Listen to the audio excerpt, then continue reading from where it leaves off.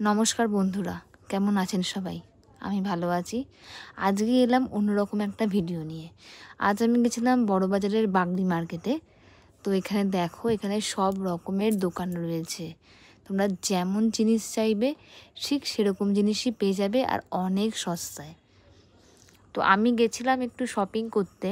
তো কী শপিং করেছি তোমাদের দেখাবো। তো আমি অফিস থেকে গেছিলাম, তো কিনেছিলাম এই যে স্ক্রচ বাইট। তারপরে কিনেছিলাম হচ্ছে যে লম্বা সরু সরু দেখতে পাচ্ছ তোমরা রুলারের মতো, ওগুলো হচ্ছে ফ্রিজে পাতার জন্য, কেটে কেটে পাততে হবে। তারপর এই যে ট্রেন্ডিং বটলগুলো, এগুলোও দুটো নিয়েছি।